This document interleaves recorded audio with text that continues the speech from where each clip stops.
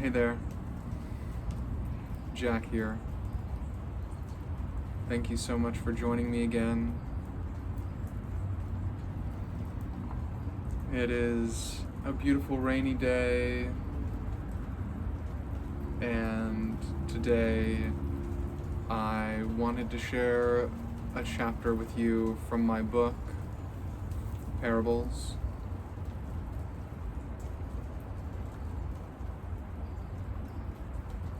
I hope you enjoy it.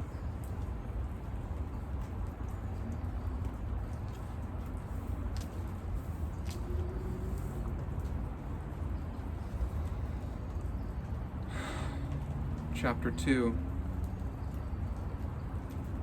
The Chess Master.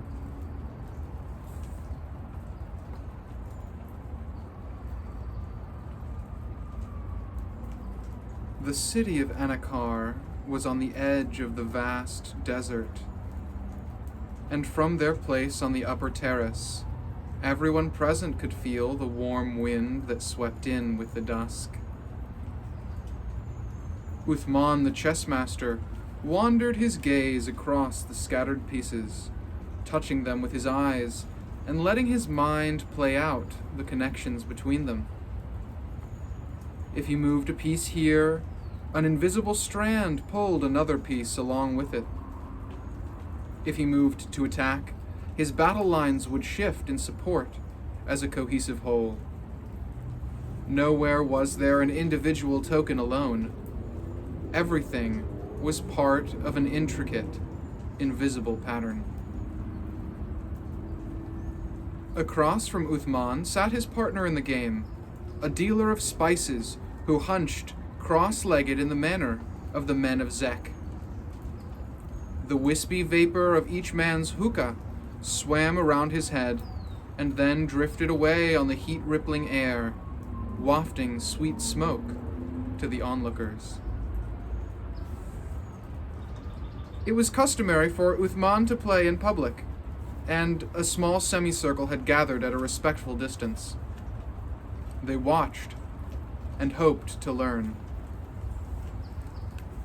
The chess master carefully extended a hand and slid one of his chariots down the board. The spice dealer frowned. When Uthman had removed his hand, he narrowed his glittering eyes and bent closer. The Zek was a shrewd, wily player, and Uthman knew that he would soon see. The man's shoulders slumped. Then, with a rueful flashing of white teeth in his dark face, he gently toppled his king to the chessboard in submission. The watchers held their collective breath. They waited. This was why they had come. Because, after his game, Uthman would take a long draw from his hookah. And then, if his opponent asked, Uthman would speak. The Zek was no fool. He knew that the game was simply the gateway, and the real reward would be in his opponent's wisdom. Uthman took a long draw from his hookah. "Master," the spice trader said, and though he played the game fluently, his language was heavy with his native accent. "I have studied your games. Men of my country speak of you, and I learn from them how you play. When I come to Anakar, I also ask many men of your style and strategy. When we sit at the board, I know my own plans well, but..." He hesitated, trying to find the right words. "When we begin to play, you are a hare, and I cannot catch you. Then you are a snake, and I stumble over you." The Zek gestured at the scattered pieces between them. "Tell me how you win, because I still do not see." And Uthman's eyes twinkled, as they did when he approved of the question. He let out the blue-gray smoke in a long, thoughtful sigh.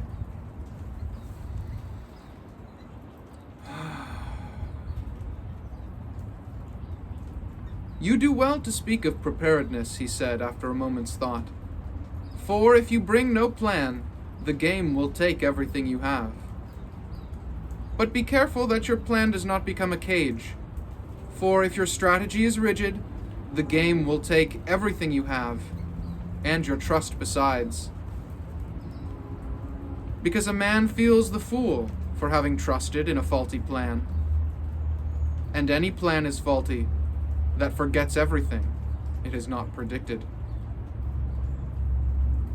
Another draw from the water pipe, and the crowd edged closer on soft-soled slippers. You do well to speak of seeing, Uthman went on, because right seeing is what brings victory within your grasp. You must learn to see the board so that you are no longer obsessed by the individual pieces. You must begin to see patterns, rhythms, the dance of the game. Then, even more important, you must begin to see the space between the patterns, the empty unknown in every gap, the vast universe in the mind of he who you play. This space is the dance hall through which the dance spins and sweeps. Recognize that just as your own strategy was well laid and firm in your own mind, so was mine elusive and obscured from your view. And just as I never doubted my own strategy, I was always in doubt of yours. So you see that we do not play one against the other, but each of us against the unknown in his own plan and in his own mind. It was a great general who said that no plan for battle survives contact with enemy forces. But it is a humble chess player who says this twilight that there is no enemy, just the unknown. And so, seeing the planned and the unplanned at once, the chess player adapts his plans and plays the board in front of him until conditions change once again. This is how you incorporate the unknowable and unpredictable into your strategy, by forcing nothing and accepting everything. In the crowd, there was a young man with desert dust clinging to his clothes and sand in his hair. And he listened intently to the chess master, for this was a lesson to remember.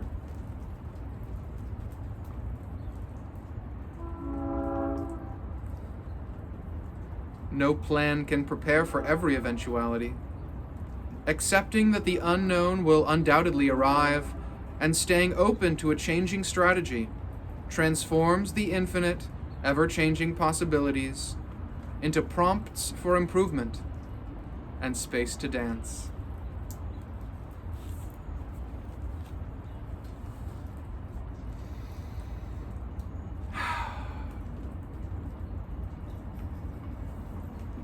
Thank you so much for sharing this time with me.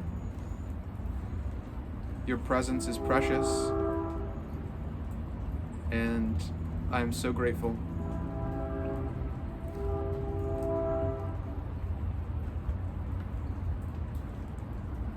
If you enjoyed this chapter, please give the video a thumbs up and maybe comment down below how it resonated with you.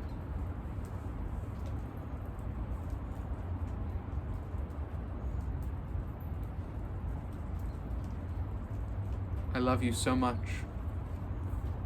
and I will see you in another dream.